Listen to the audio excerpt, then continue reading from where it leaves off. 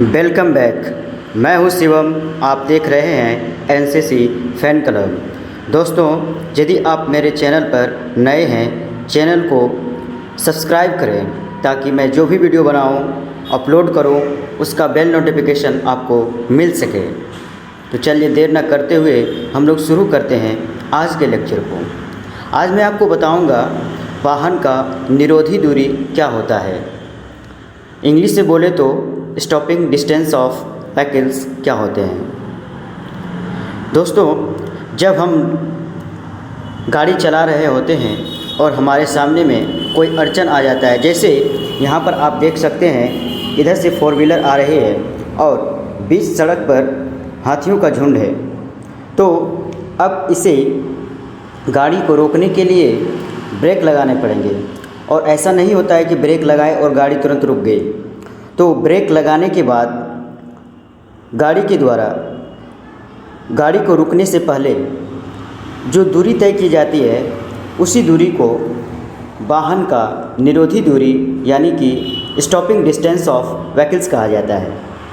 तो चलिए हम लोग दोस्तों निकालेंगे कि ये गाड़ी के द्वारा ब्रेक लगाने के पश्चात गाड़ी के द्वारा जो दूरियां तय की जाती है रुकने से पहले, उनके समीकरण क्या होंगे, उनके फॉर्मूला क्या होगा, इसको हम लोग ड्राइव करेंगे।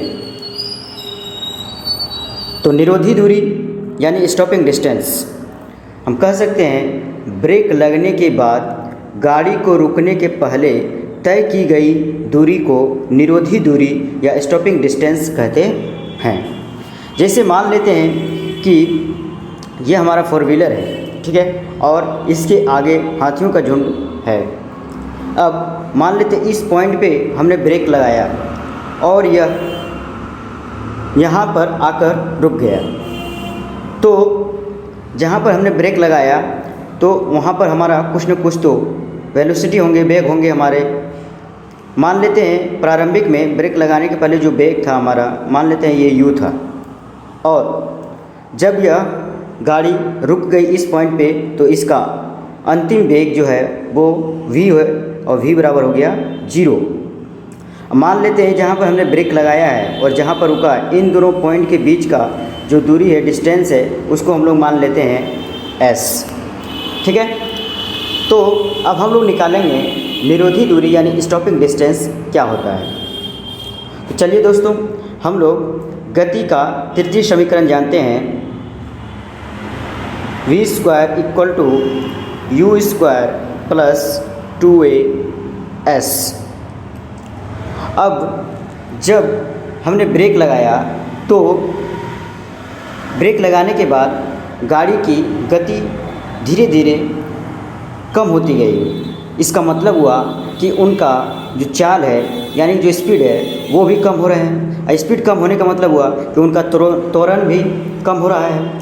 इसका मतलब जब त्वरण कम होते हैं तो हमारे गाड़ियों का जो चाल होता है वो भी कम हो जाता है। यानी कि हम बोल सकते हैं कि जो त्वरण में कमी हो रही है उस त्वरण को हम लोग कहते हैं ऋणात्मक त्वरण। क्या कहते हैं? ऋणात्मक त्वरण। और ऋणात्मक त्वरण को कहा जाता है मंदन।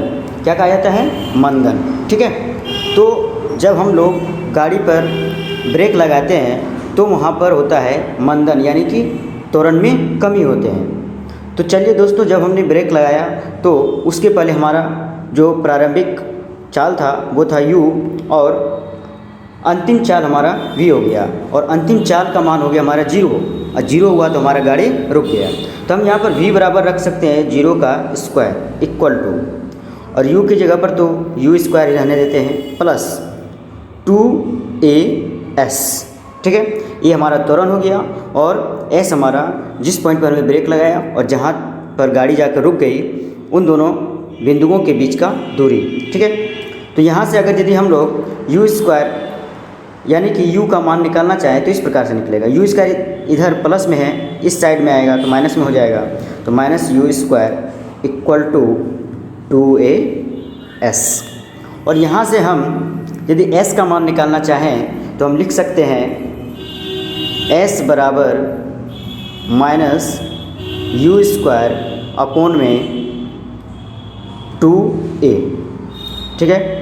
तो हमारे पास स्टॉपिंग दूरी यानी कि निरोधी दूरी का जो फॉर्मूला बनकर आया है वो है s बराबर minus you square upon 2a। अब कभी कभी पूछ लिया जाता है कि निरोधी दूरी यानी स्टॉपिंग डिस्टेंस किसका समानुपाती होता है। तो हम बोल सकते हैं कि स्टॉपिंग डिस्टेंस प्रारंभिक वेग के वर्ग के समानुपाती होता है। क्या होता है बाबू? प्रारंभिक वेग के वर्ग के समानुपाती होता है स्टॉपिंग डिस्टेंस, यानी s हम लिख सकते हैं समानुपाती होता है u स्क्वायर का। ठीक है, तो ये भी कभी कभी ऑब्जेक्टिव में पूछ लिया जाता है, तो इसको भी आपको ध्यान में रखना है। और स्टॉपिंग डिस्टेंस का हमारा इक्वेशन क्या आया? तो इक्वेशन आया s बराबर minus you square upon 2a। ठीक है, अब हम लोग आगे बढ़ते हैं। अब इसके आधार पर एक न्यूमेरिकल करते हैं हम लोग। देखिए यहाँ पर लिखा हुआ है कि एक कार सीधी सड़क पर 33.34 मीटर प्रति सेकेंड के चाल से चल रही है। इसे ब्रेक लगाकर विरामावस्था में लाया जाता है। ठीक है, कार का मंदन 2.22 मीटर पर सेकेंड स्क्वायर है। तो कार का निरोधी दूरी ज्ञात करें यानी स्टॉपिंग डिस्टेंस, और कार को विरामावस्था में लाने में लगा समय भी बताएं।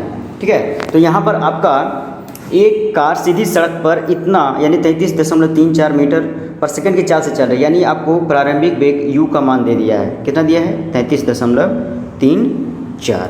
ठीक है, उसके बाद इसे ब्रेक लगाकर विरामावस्था में लाया जाता है। ठीक है, यानी कि हमारा अंतिम वेग विरामावस्था में जाएगा तो अंतिम वेग हमारा 0 हो जाएगा, तो v बराबर हो गया 0। ठीक है, उसके बाद कार का मंदन दिया हुआ है यानी त्वरण दिया हुआ है, यानी ऋणात्मक त्वरण दिया हुआ है आपका a बराबर माइनस 2.22 मीटर पर सेकेंड स्क्वायर, और u बराबर यहाँ पर मीटर पर सेकेंड हो गया। ठीक है, अब बोल रहा है आपको निरोधी दूरी ज्ञात करना है। आपको u दे दिया, v दे दिया, a दे दिया। ठीक है, तो आपको निरोधी दूरी निकालना है, और निरोधी दूरी यानी कि स्टॉपिंग डिस्टेंस बराबर फॉर्मूला हमने पढ़ा है अभी, s बराबर minus you square upon 2a।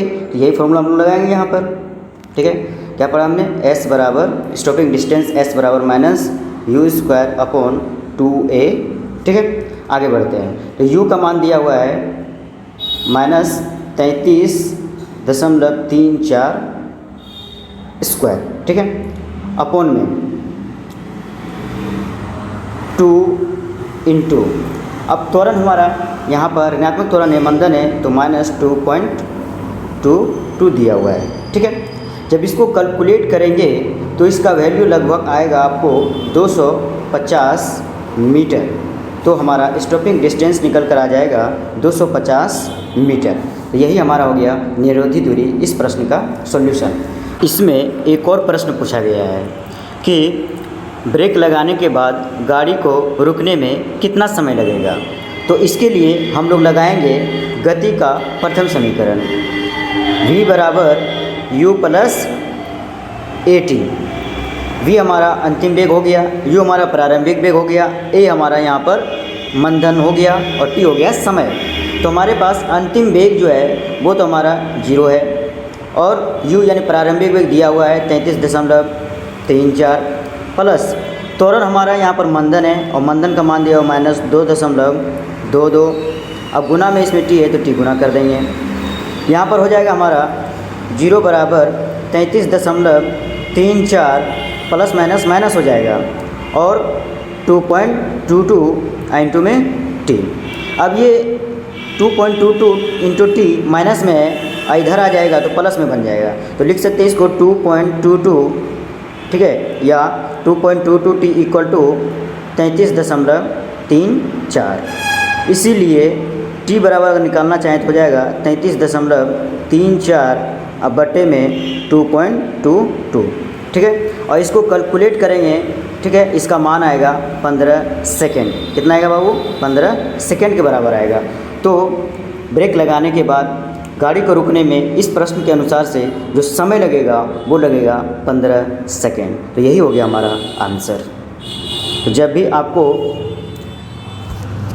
इस प्रकार के प्रश्न को पूछे तो आप सबसे पहले निरोधी दूरी का फॉर्मूला लगाएंगे, s बराबर minus you square upon 2a। और जब आपको ब्रेक लगाने के बाद गाड़ी को रुकने में समय पूछे तो आपको लगाना है गति का प्रथम समीकरण v बराबर u प्लस at, और यहाँ से आप उस समय को कैलकुलेट कर सकते हैं। तो चलिए दोस्तों, आशा करता हूँ कि आपको बहुत अच्छे ढंग से समझ में आया होगा, और यदि आपको समझ में आया है तो आप इस वीडियो को लाइक करें, शेयर करें, सब्सक्राइब करें मेरे चैनल को, और अपने दोस्तों में भी इसे ज़रूर से ज़रूर शेयर करें। तब तक आप स्वच्छ रहें, सुरक्षित रहें और अपने घर परिवार का ध्यान रखें। फिर मिलेंगे नेक्स्ट लेक्चर में, तब तक के लिए धन्यवाद।